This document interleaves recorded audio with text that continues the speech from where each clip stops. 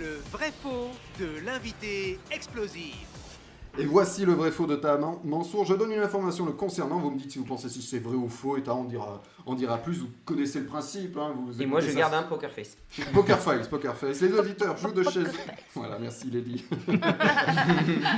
Jouent de chez eux quand on entend le live. On répond en tour de table. Vrai ou faux, Ta est né en Arabie Saoudite. Je commence par toi, Léa. Oui, c'est vrai, parce que tu peux pas inventer ça, c'est pas possible, ça se fait pas à la radio. Gilles, vrai ou faux? Je dirais vrai aussi. Flavien. Non, c'est faux. Alors, Ta, est-ce que tu es né en Arabie Saoudite? Eh bien, c'est faux, absolument. C'est Pas. faux. Je suis né au Japon. Ah. Et ça, pour le coup, c'est vrai. C'est vrai. Tu es né au... Camoulox. Alors, tu es né au Japon. Attends. Mais c'est sur le même continent, ça va. Tu es né au Japon, tu as grandi en Australie, tu as vécu 1 an et demi en Arabie Saoudite, Ouais. et après tu es revenu à Brest. Là, le Camoulox, Absolument. Là, le Camoulox, c'est... Ah ouais. Ouais, j'ai fait un petit tour du monde. J'étais assez content par les différents voyages. Comment ça se fait? Pourquoi Parce que... Et tu es né de parents libanais. Libanais, oui, exactement. Donc, je suis d'origine libanaise. Je Je suis t'ai né au flippé Japon. un peu, hein, le mec qui... Mais tu sais tout sur moi. C'est Eric Zemmour qui m'a appelé avant l'émission. Non, là, vas-y. Il a dit Ta, non, Nicolas, oui. Ok, très bien. Non, mais en fait, du coup, mon père, il est enseignant-chercheur et il travaillait sur un projet au Japon. C'était sur un truc où il devait développer des robots pour pouvoir escorter vachement bien, oui. des patients lorsqu'il y avait des flammes dans les hôpitaux. Du coup, pour pas mettre des personnes en danger. Le projet s'est fini et peut-être que vous avez vu passer ça, mais du coup, il travaillait sur l'écoute du robot, comment entendre les sons, etc. Donc, une fois que le projet était fini, il était revenu à Brest où il enseignait. Puis, on est parti en Australie pendant 4 ans. On est allé en Arabie Saoudite après pendant 1 an et demi. Puis, on est revenu à Brest. Ouais, pas mal. Voilà. Ça en fait des miles. Ça en fait des mails. Deuxième, vrai ou faux, tu as un trou dans la langue. Je commence par toi, Flavien, vrai ou faux? 100% vrai. 100% vrai. Léa. Moi aussi, j'ai un trou dans la langue. C'est faux. À mon avis, il a un trou, mais ailleurs. C'est bien. J'allais dire la même chose, donc faux, oui. Alors, t'as... Eh bien, c'est vrai. J'ai un trou dans la langue qui a une forme de T d'ailleurs. Et en fait, C'est une cicatrice. c'est une cicatrice, absolument. En fait, son histoire, c'était quand j'étais au collège en Australie, il y avait un bully, un harceleur Oh qui non. misait un peu sur moi. On n'aime pas. Ouais, on n'aime pas du tout. Non. Et du coup, en fait, j'étais en train de grimper à un moment donné dans une aire de jeu, vous voyez l'espèce de petits aires de jeu là pour collégiens. Et pendant que j'étais en train de basculer mon poids, il m'a tiré par les jambes et je suis tombé tête première sur un truc métallique et j'ai mordu ma langue. Et donc, ça a fait. C'était resté accroché par moins d'1 millimètre apparemment, c'est un vrai miracle. Attends, je m'évanouis, je reviens.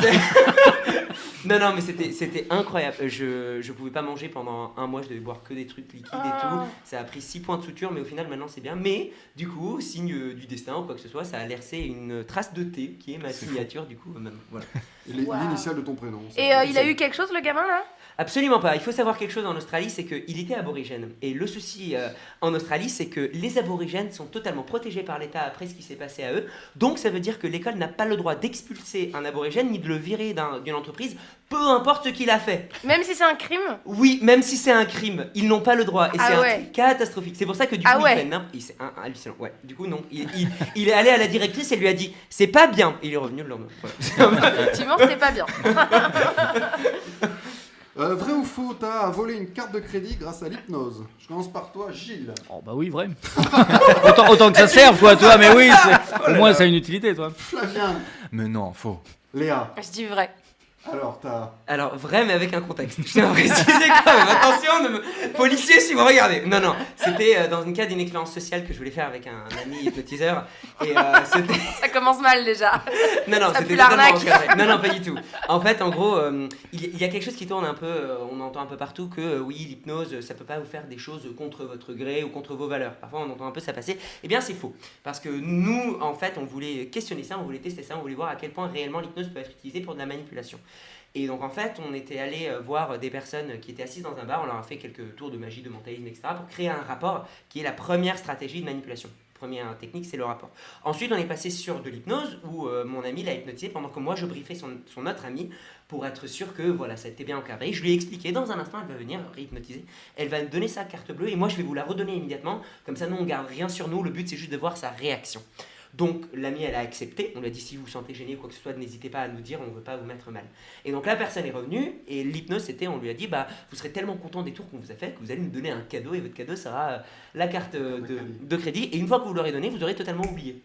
Et du coup, elle fait ça, elle se réveille et elle nous dit bon bah voilà, merci beaucoup pour les tours et tout. Et lorsque tu as le serveur qui vient, commence à chercher sa carte de manière naturelle, commence à paniquer un peu. Elle nous fait je suis vraiment désolée. Et elle regarde son amie, elle fait t'aurais vu ma carte?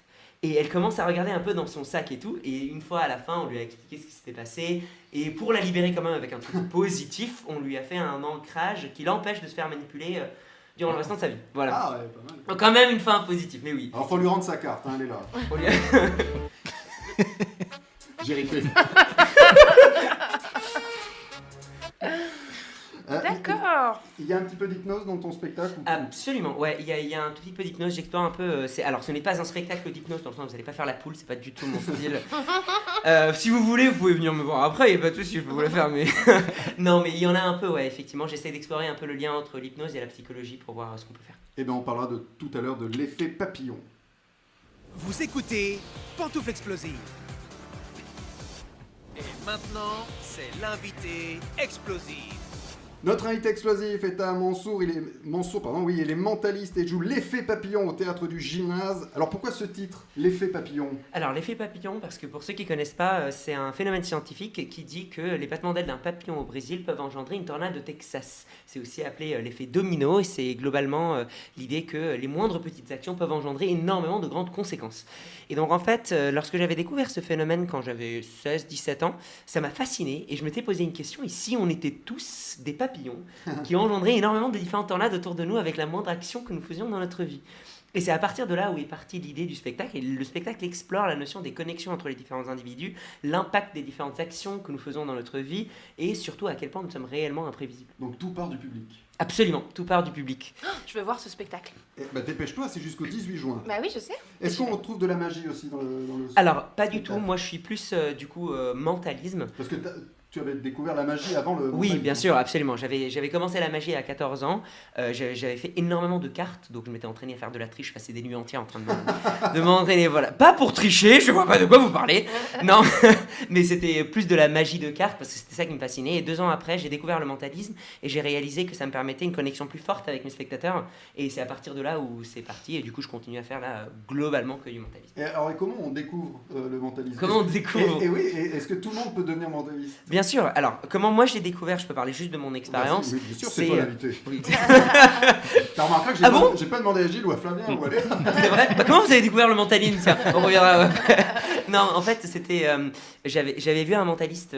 Quand je pratiquais la magie, j'avais vu un mentaliste faire un effet autour des pensées d'une personne et ça m'avait fasciné. Donc, je m'étais dit, en fait, je voulais creuser ça plus. Donc, je commençais à taper mentalisme et j'ai commencé à lire des livres de mentalisme, à m'intéresser sur l'hypnose. Il faut savoir que quand je suis quelqu'un d'assez obsessionnel, lorsque je découvre quelque chose de nouveau, j'ai envie d'apprendre de tout et tout ce qui tourne autour. Et donc, je me suis formé à l'hypnose, mais j'ai étudié l'hypnose de scène comme l'hypnothérapie. Je me suis formé à la PNL, la programmation neurolinguistique. J'ai étudié l'influence et j'ai commencé à m'entraîner énormément en développant mes propres choses et en observant, en essayant de copier les différents mentalistes, les vidéos en tout cas, que je retrouvais sur Internet. Et alors, pour la deuxième question, oui, n'importe qui peut devenir mentaliste. Je pense que c'est une forme d'art. Je n'ai pas du tout de don surnaturel ou quoi que ce soit. En tout cas, je ne pense pas en avoir. Mais pour moi, comme n'importe quelle forme d'art, il y a une part de talent et ensuite une grosse part de travail.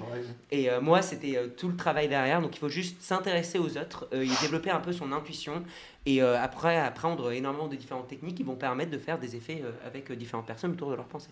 Alors, quoi de mieux qu'une expérience de mentalisme en direct pour vendre le Bah ouais. spectacle, on est d'accord? Alors, avec qui Bien on fait l'expérience? On peut faire ça avec Léa, par exemple. Avec Léa? Allez, c'est Ouais. parti. Ok, Léa, alors, je vais te Je te laisse demander... le micro.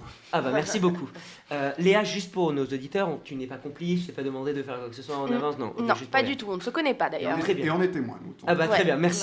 voilà. Alors, Léa, je vais te demander du coup de penser à un objet simple. Je te laisse le temps de le visualiser. Tu me dis quand c'est bon. Oh, c'est dégueulasse, pourquoi tu penses à ça? C'est moi le mentaliste. Ok, c'est bon. C'est bon, tu visualisé. disais Ouais. Ok, très bien. Est-ce que tu pourrais, Léa, penser à un souvenir où tu as cet objet-là, dans ce souvenir-là?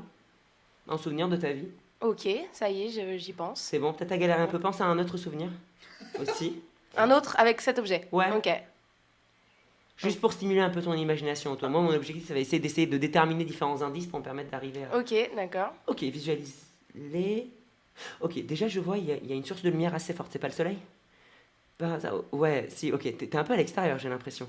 Non, Mais c'est os. bizarre, c'est quoi cette source de lumière alors? Peut-être une lumière assez forte quand même. Il y a une lumière qui vient d'un certain côté. Et Ouais. t'es focalisé sur une chose, une scène, comme quelque chose de figé, correct? Il y a quelque chose qui bouge pas devant toi.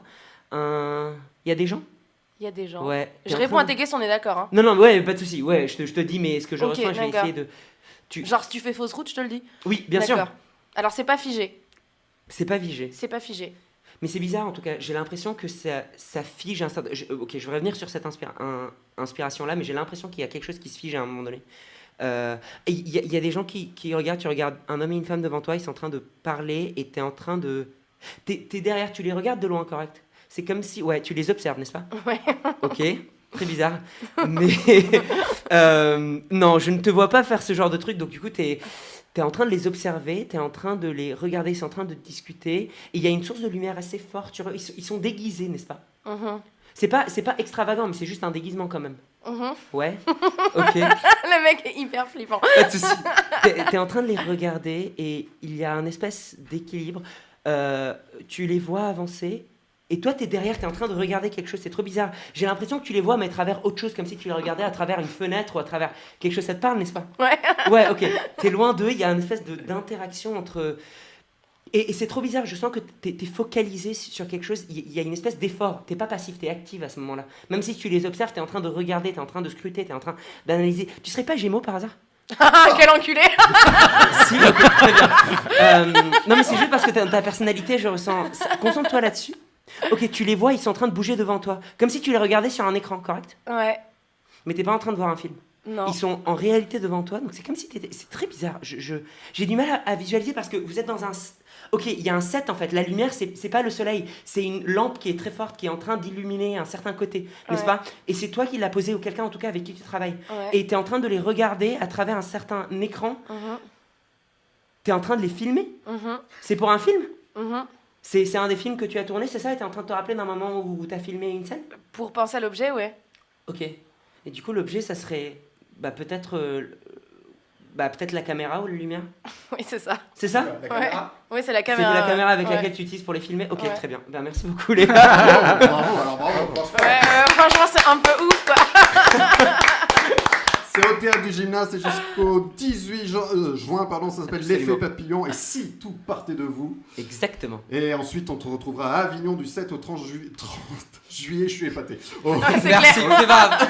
au Shams Théâtre à 11h30, relâche le mardi. Exactement. Et le mec est hyper flippant. C'est une- clair, c'est une- quoi. C'est une bonne phrase d'accroche. Très bien. Eh bien, allez voir Tahar Mansour. Vous écoutez Pantoufle Explosive.